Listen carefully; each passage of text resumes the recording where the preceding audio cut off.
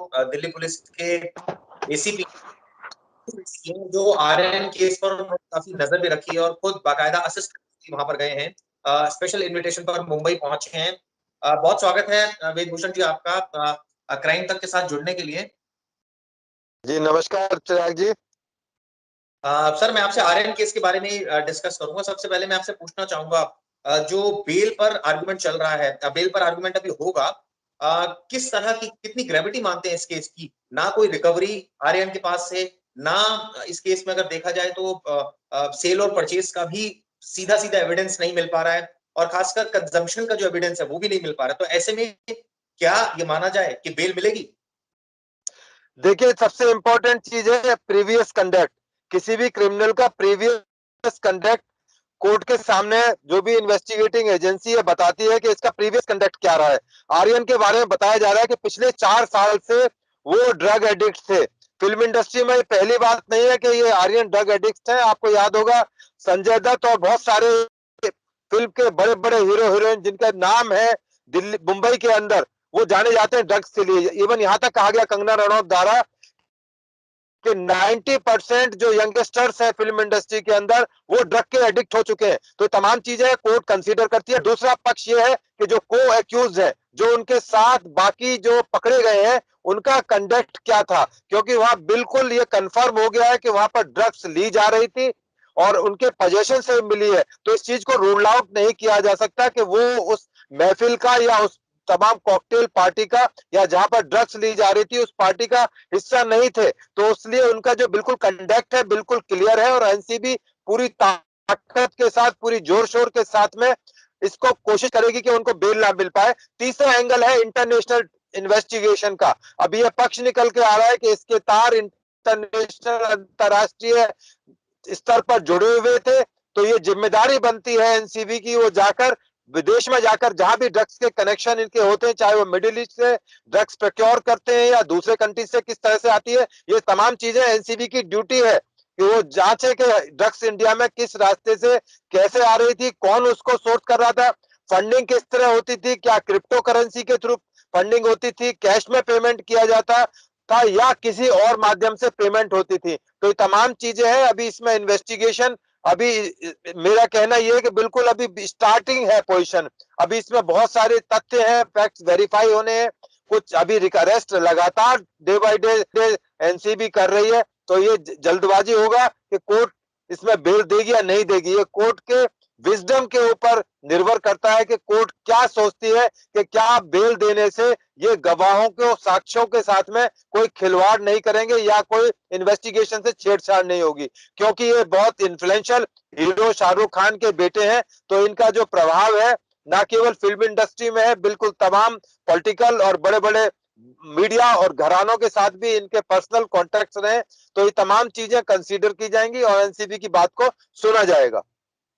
लेकिन सर जिस तरह से केस की अगर ग्रेविटी की बात की जाए, हम भी देख रहे हैं कि इस केस में ना तो कोई उसके पास से रिकवरी है। हालांकि आपका ये कहना है कि वो एक ड्रग सिंडिकेट का पार्ट था, ये तो भी इन्वेस्टिगेशन की बात है। आप इतनी जल्दी कंक्लूजन पर क्यों आ रहे हैं? अभी तो जांच चल रही है, और अभी ये कहा जाए कि इस स्टेज पर जो अगर फैक्ट्स की बात की जाए तो कोई रिकवरी नहीं होना, और एक तरह से सेल और परचेज में डायरेक्ट इन्वॉल्वमेंट नहीं होना, और कोई व्हाट्सएप से भी ऐसी कोई खास एक तरह से कहा जाए चैट्स नहीं निकली जिससे ये साबित हो रहा है कि कोई इंटरनेशनल लिंक था, पेडलर के संपर्क में थे। तो ऐसे में ये कहना कि ये बहुत इन्फ्लुएंशियल है, या ये जो है ये केस इनके खिलाफ स्ट्रॉन्ग, बहुत स्ट्रॉन्ग केस एनसीबी ने बनाया, तो ये तो एक तरह से कहा जाए बेमानी है।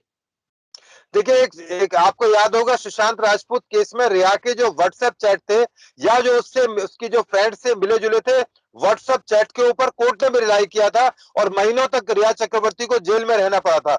उसमें बहुत भारी रिकवरी नहीं थी ड्रग्स की रिया चक्रवर्ती के पास में, फिर भी उसका प्रीवियस कंडक्ट और जो चीजें व्हाट्सएप से या इलेक्ट्रिक जो मीडिया है उसके माध्यम से जो उसके जानकारी में आई थी इन्वेस्टिगेशन के दौरान, उसकी वजह से उसको कोर्ट में बड़े लंबे समय तक जेल में रहना पड़ा था। तो अब ये जल्दबाजी होगी कि कोर्ट बेल देगी या नहीं देगी। कोर्ट तमाम पक्षों को सुनेगी, उनके जो एडवोकेट्स हैं, बैटरी ऑफ लॉयर्स हैं, उनकी बात भी सुनी जाएंगी। तमाम जो प्रीवियस इंसिडेंट्स हैं, जो सुप्रीम कोर्ट, हाई कोर्ट की रूलिंग्स हैं, जजमेंट्स हैं, उनको भी मद्देनजर रखा जाएगा।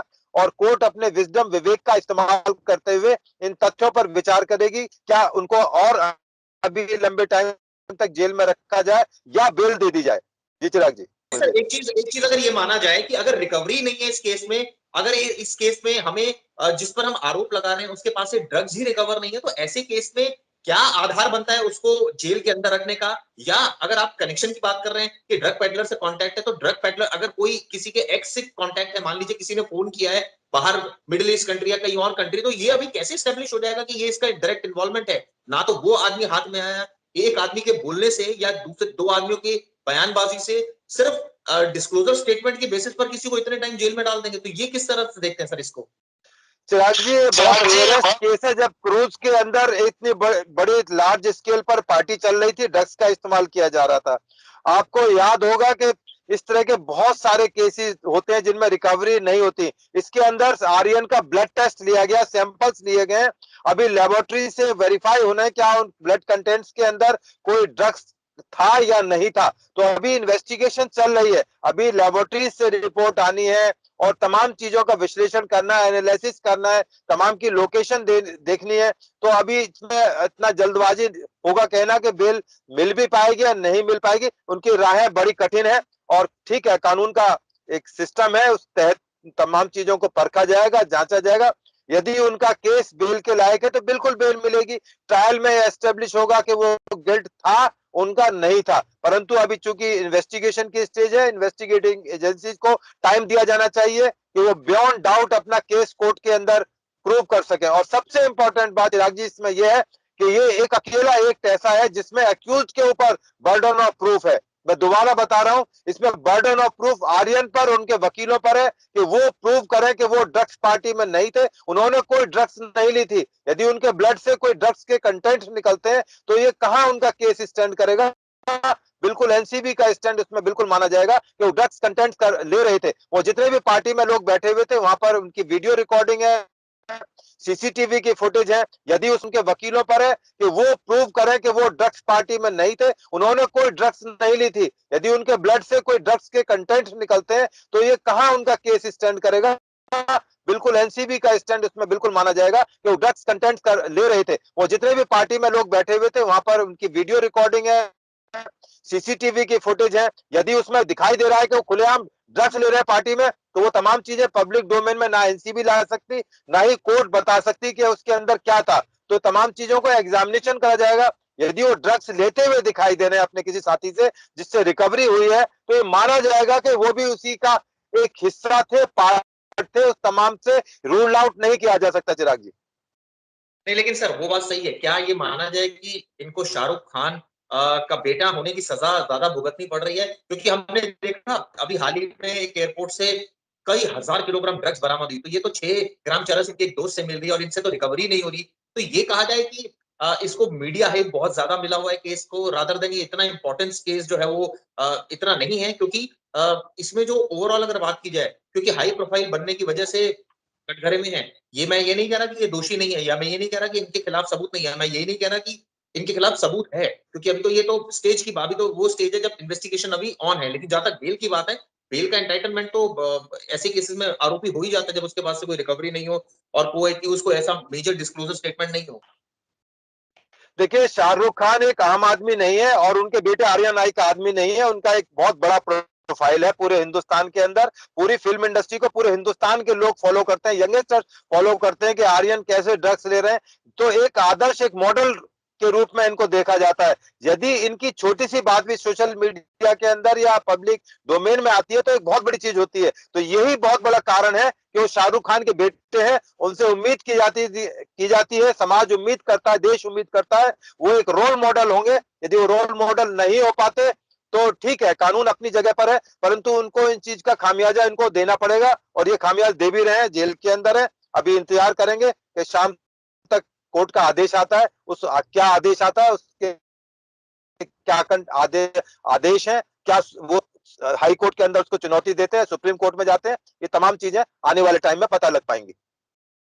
तो शुक्रिया ब्रिजभूषण जी, दिल्ली पुलिस के फॉर्मर एसीपी हमारे साथ जुड़ने के लिए मुंबई पहुंचे हुए हैं और खासकर नजर रखे हुए हैं इस केस पर, और एक स्पेशल एक तरह से इनविटेशन पर मुंबई गए हैं और वहां पर असिस्टेंट भी कर रहे हैं। तो धन्यवाद ब्रिजभूषण जी हमारे साथ जुड़ने के लिए, आपने अपना कीमती वक्त हमें दिया। क्राइम तक के साथ आप जुड़े, धन्यवाद। Thank you Chirag ji, thank you very much, thank you very much.